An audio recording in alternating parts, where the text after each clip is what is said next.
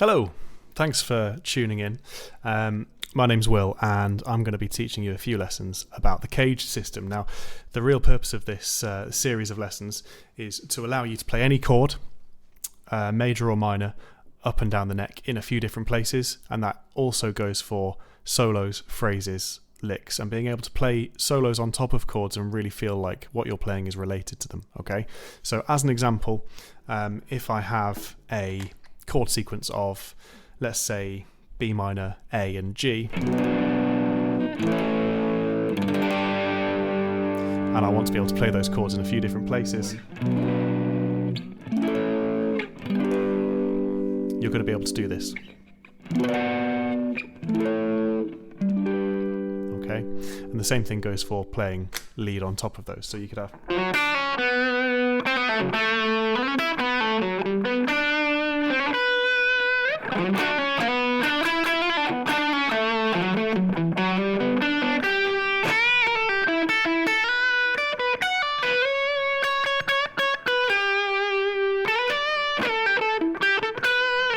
so you kind of hear the notes from the chords in the lead stuff that I'm playing there, as well as those different chord shapes earlier on. So it's overall, it's the idea that you can take chords, play them in loads of different places, and then when you get onto playing lead, you can start making it sound like your solos are really connected to the chords that you're playing over the top of, instead of just playing around with a scale or whatever. So the first really important thing to get used to is the idea that in these lessons I'm going to tell you to stop and I'm going to tell you to practice. Okay, it might only be a 15-minute lesson, I don't know, it depends on how long I talk for, but this first lesson could give you enough to practice for a week. It could not. I mean, you might be further on than this, and that's totally fine. This lesson's really for people who've been playing for a couple of years. So give it a go, see how you get on. The first thing to figure out here is this underlying principle that on your guitar there are loads and loads of different places where you can play the same note. That's the first place we're going to start with. Okay, sounds really, really simple, but it's good to get this kind of grounded into us. Okay, so that's a C. That's on fret number 5 of the G string. It can also be played on fret number 1 of the B string, fret number 3 of the A string, and in loads and loads of different places across the neck. You get the idea, right? Now, I've included a PDF that's available to download. No cost, no sign up, no nothing. Everything that I play, or a lot of these examples that I play, are going to be on there. So it's a good idea to have a little look at that PDF while we're going through and when we pause to practice. Okay, so the first thing I want you to do is pause this lesson and see if you can find as many different places on the guitar neck as you can where you can play just the notes, just a C. Okay, go. Cool. So lots of different Cs. We get the idea. Now, if there's loads and loads of different places where we can play a C, and that applies for any note as well, doesn't it? You could pick any note at random and you could find loads of different places to play it. It also applies to combinations of notes. So if we wanted to find a C and then there was a D a tone above it, you could do the same thing. Okay, it's the same kind of principle. Now what we're going to do is we're going to use this idea. We're going to find a C and an E. Okay, a C and an E. Now if I found a C on fret number 3 of the A string, we can also find one on fret number 2 of the D string. That's a major third, that interval. The distance between those two notes is what we call a major third. Now from any of those Cs that you've just found, which you can also find on your example 1, you know, those ones that you just found, I want you to see if you can find an E near it. Okay.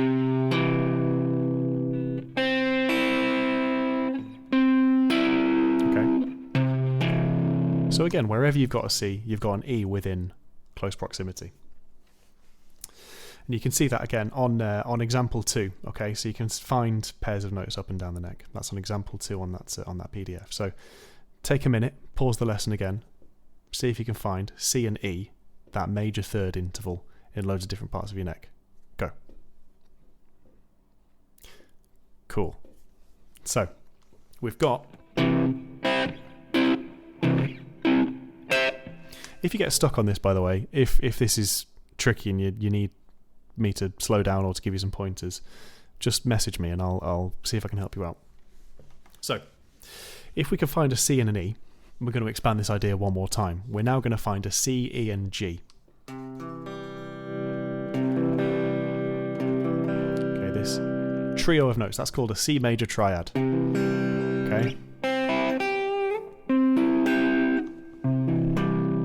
It's the same principle. Now that is example 3. I'm not going to make you do loads and loads of that. It might be a good idea to just stop and have a little look at example 3. Because that's our first trio of notes. And that looks a lot more like a C major chord. It's just like the first 3 notes of it that I'm playing. That's the A string fret number 3, D string fret number 2, and open G. The next combination of notes that I've written down there is the same fret number 3 on the A string, but this time I'm going to play fret number 2 on the D string, but then I'm going to use my little finger to play fret number 5 on that D string. The next one up is 8 on the E string, 7 on the A string, and 5 on the D string. Next one up, again this is example 3 on the PDF. 10 on the D string, 9 on the 9 on the G string, 8 on the B string. Now that, it's all the same trio of notes, right? So, that's the penultimate one on example 3, 10 on the D string, 14 on the D string, and 12 on the G string. And then finally we've got 15, 14, and 12 on the A, D, and G string. So 15 on the A, 12 on the D. Sorry. Can't get my words out. 15 on the A string, 14 on the D string, 12 on the G string, okay? So example 3 on the PDF.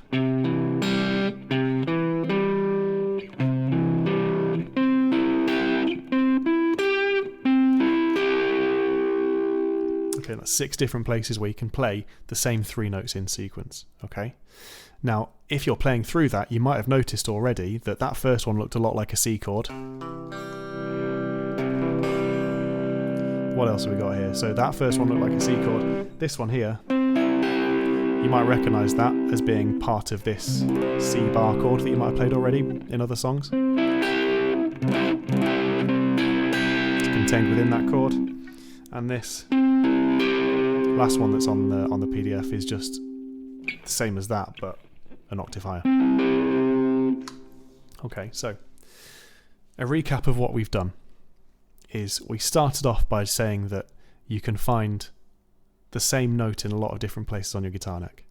We then expanded that to see that you can play the same pair of notes, okay, in a lot of different places on your guitar neck. Then we expanded that again to find 3 notes in lots of different places on a guitar neck, and we found it in 6 different places there, okay? So example 3, 6 different places where you can play the same 3 notes in lots of different parts of your guitar neck, okay? So, the first set of 3 notes that we found, if we now look at example 4, is our first way of playing the C major chord, okay? Now what we're going to try and do with this, and this is really pretty important, we're going to introduce some new terminology. That C chord, you might have played that just as the open chord, you might be really familiar with that chord shape, and that's great. We have previously just said that that's the C major chord. We're going to start referring to that as the C major chord using the C major shape, okay? Because if I take that way of playing the C major chord, it's using a different shape. I've made a different shape with my hand, right? So we're going to start differentiating between the different shapes that we're going to use. Okay, we're going to learn all of these different shapes. So, if I have this C major chord, I want you to imagine that I'm taking a capo, and I'm putting a capo on, let's say, fret number 5, and then I'm playing my C major chord like this. That's not a C major chord anymore, okay? That is the C major shape, but I'm playing it up here. Okay, and I've got my capo here that I don't have one to hand, but I'm using my index finger, and that's a C major, but it's not a C major. It's like a C major shape, okay? And that would sound like this. I'm not going to use these fingers here. I'm going to do that, and I'm going to use my index finger as a capo. Okay. So this is the C major shape. It's just that when we're playing a C major all the way down there, it's like that. Okay. C major chord using the C major shape. So that's the first of example 4. C major using the C major shape. They're also written at the very top of that PDF, all of these different chord shapes. C major using the C major shape. Now, CAGED, C-A-G-E-D, is a really helpful tool for us to figure out which shape comes next, because it's not just taking the chord names or chord shapes and putting them into a word to help us remember it. It's actually sequential as well. So C, A, G, E, and D is the order in which these chords appear on our neck. So C, using the C shape, the next one up the neck that we could find is C using the A shape. C, A, G, E, D, C, A shape, right? Now, a helpful way of finding the next chord in this sequence is that there's always a note or two that overlap. Okay, I'm getting distracted by a plane doing circles around the house. Sorry. So, there's always a note that overlaps with the next one. Now you see this C major chord using the C major shape? See my third finger? Play it along with me, right? You can play that C major chord. See your third finger? What I want you to do is I want you to replace that third finger with your index finger like this. So where your third finger was for the C major shape, you're now going to replace it with your first finger. Okay? And you're going to take your third finger and put it across fret number 5. Okay? So that's fret number 3, then 5, 5, 5 on the D, G, and B strings. That's what we call the A shape, because if you imagine, you've sort of taken an A chord and you've moved it up and you've put the capo on there. Okay? It's just that we've not got the capo, we've got this. So that's the C using the C shape, C using the A shape. And that note there on fret number 3 of the A string was the one that overlapped. Let's keep going with this idea, okay? So these overlapping notes, the plane's going round again. Anyway. These 3 notes, they're the ones that are going to overlap. So we've had C shape, we've had the A shape, now we're on to the G shape. C, A, G, E, D. C, A, G, we're on the G shape.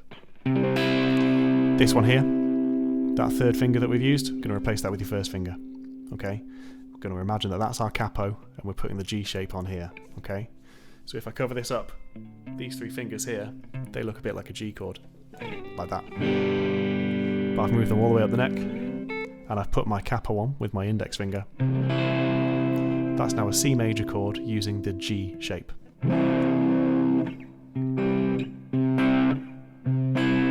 It's a horrible chord shape to play, by the way. If you're sat at home watching this lesson and you are contorting your fretting hand into trying to play that chord shape, don't worry, you're not alone. It's horrible, okay? So, at any point you want, pause this lesson, practice these shapes. The overlap now. We've had C shape, we've had the A shape, we've had the G shape. What's next in the sequence? It's E, the E shape, right? So, where these 2 fingers currently are, on fret number 8, we're going to replace those with our index finger. That's where our index finger is. See these 3 fingers here, my second, third, and fourth finger? That looks a little bit like an E. It's just that I've taken it all the way up, like this. My root note is on the E string here. And that's a C major chord using the E shape. Okay. Let's carry on. On this chord shape, my little finger here, that's the one that's going to be overlapping, okay, with the next chord shape. So C, A, G, E, D is the last one we've got to do. This little finger, I'm going to replace it with my index finger, and I'm going to make the D shape like this. So it's kind of like I've taken a D major chord, and I've moved it all the way up the neck. I'm using my index finger as a capo. And there we are. Okay, so that's a C major using the D shape. And if we wanted to complete the set, it does come around again. So C major chord using the C major shape. Index finger is my capo on fret number 12. Okay. So I've now got 1, 2, 3, 4, 5 different places to play a C major chord, and if I carried on up the neck, my fingers, can't fit in those frets, but you get the idea, right? So, if you have the PDF in front of you, that's example 4. Okay, that's example 4. The C shape, A shape, G shape, E and D shapes to play the C major chord. Okay, so I would recommend you now take a little pause and just go through those different chord shapes using the diagrams that are at the top of the PDF, as well as example 4 written out as tab. Just go through each of them and see if you can play them. Just see if you can familiarize yourself with which notes overlap with the previous shape, and see as well, because this is going to really help you, if you can identify where the C note is within that chord. Where is your root note? Okay, because that's really, really important. You could always work out where another chord is using your knowledge of the fretboard and where that root note is. Okay, if you need help with that, send me a message. I am a guitar teacher and I would love to help you, so send me a message and I'll give you some pointers. So pause the lesson now, see if you can work out where each of those C shapes are and get nice and comfortable with them. Cool, so we've done major chords. We've done 5 different places to find a C major chord. By the way, when I learned this, I was bored as well. So don't worry. It is quite dense. Now, the really cool thing about this is that eventually you will be able to play any chord, and you'll be able to play a solo and a scale on top of that chord anywhere on the neck. That's the really cool part, right? It's just that the bit that's not quite so cool is that if you don't know that stuff yet, you do have to work quite hard on some fairly boring stuff. So listen, it's free and it's useful, so deal with it.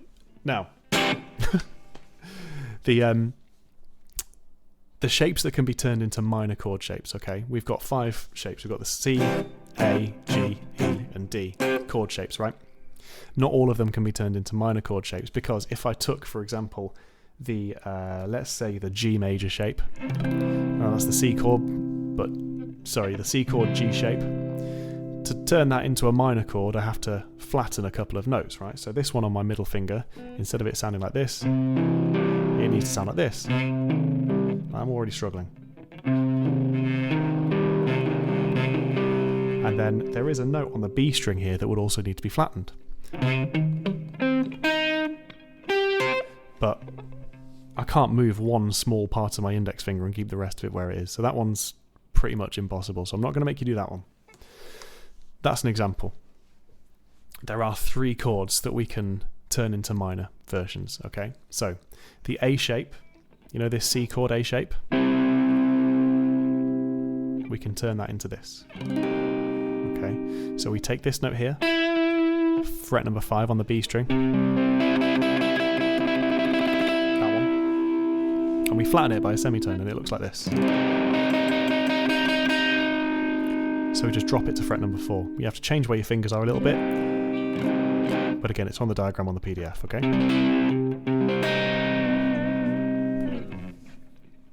Same thing goes for the E shape.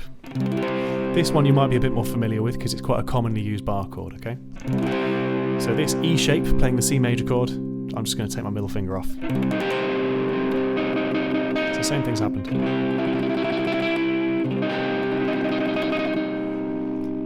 And then the final one that it works with is the D shape.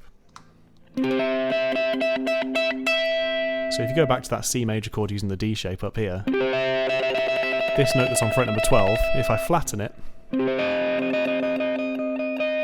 we now have a C minor chord using the D minor shape. Okay, again, those are all written out, example 5 at the top of the second sheet. Okay, so really, really important to know where your root note is. Now, in all of these shapes that I've given you, the lowest pitch note is the root note.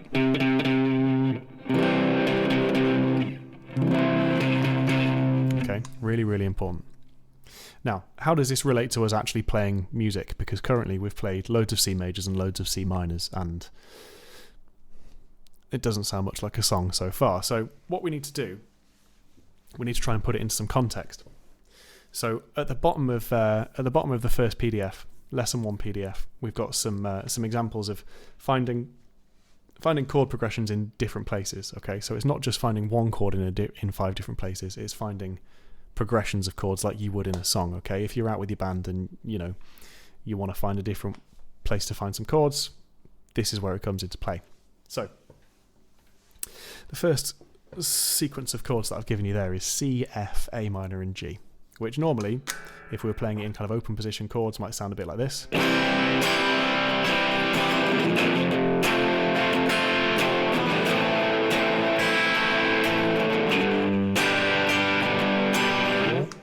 And there's absolutely nothing wrong with that. If that suits the song that you're playing, do that. There's no reason to change it if it doesn't need it. But, for example, if you've got a band where it's two guitarists, or if you just want to make your chord sound a little bit more twinkly, higher pitched, whatever it is, this is where this becomes useful. So, that's C major. Now, chord number 1 of our sequence, we've already figured out that we can play that in 5 different places. F major. This is a new one, right? We've not played any F so far in this lesson.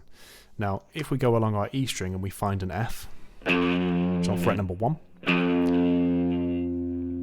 the chord that we can play from that root note on the E string is that bar chord there, F, using the E shape, okay? Now, E in CAGED comes before D. So we've got F using the E shape. We can now use that overlap kind of technique that we learned earlier to work out where F is using the D shape. Now that overlaps with the C shape. So C, A, G, E, D, don't imagine it as being in a line. C, A, G, E, D, it's actually a circle. So C, A, G, E, D overlaps with C again. So that's F using the D shape. But you see these 3 notes here? I'm going to play those. This is my capo, and that's my C chord. It's just that we're not playing a C chord, we're playing an F using the C shape. Then we can carry on the same principle. This finger here.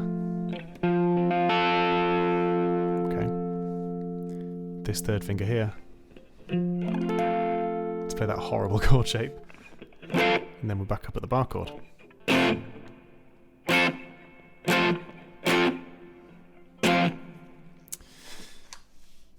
A minor, similar kind of idea. Now the minor chords don't overlap.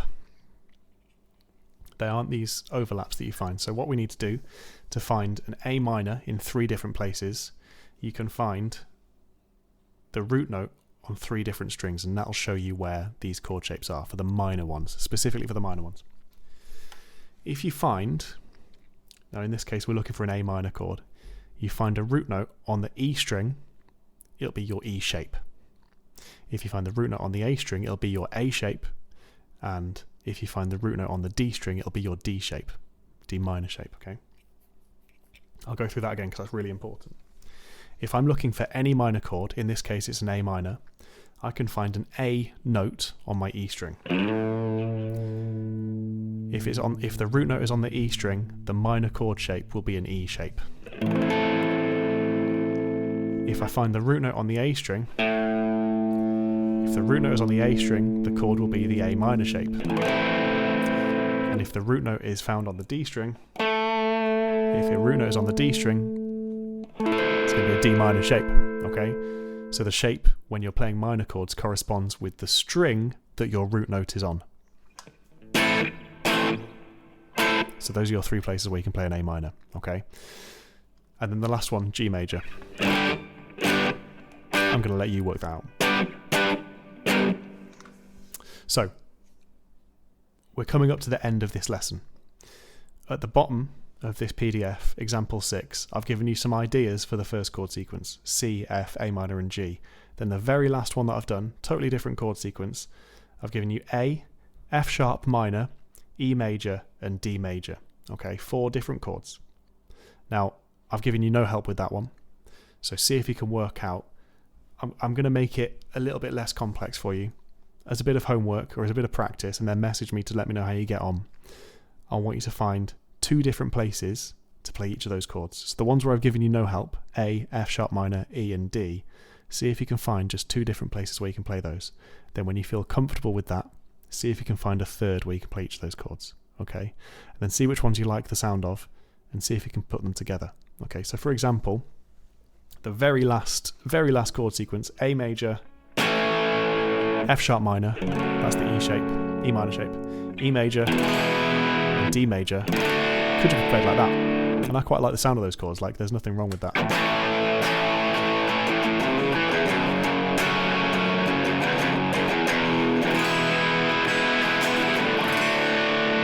Sounds cool. I could use the... In fact, let's go higher, right? Let's go for... That's the A major using the C shape. F sharp minor using the A minor shape. E major using the A shape. And then D major using the E shape. So if you imagine you've got one guitarist in your band doing a big power chord,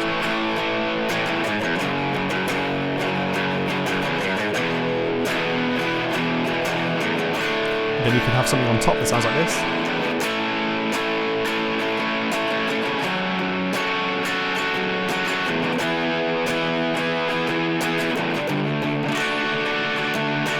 My guitar has gone a bit out of tune, but you get the idea, right? So it's a bit of contrast, a bit of, light and shade between the two things. Anyway, point is, see if you can find a couple of different places where you can play each of those chords that are at the bottom of example 6 on this PDF, okay? If you get stuck, it's totally okay. It's totally fine. Go back to first principles. Go back to the idea that you can find a couple of different places to find a note, and then see if you can find the chord relating to that note, okay?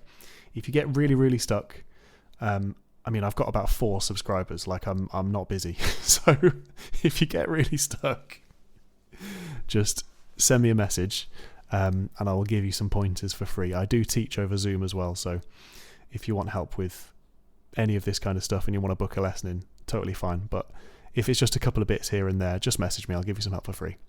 In the meantime, go and practice, and lesson 2 will be out very, very soon.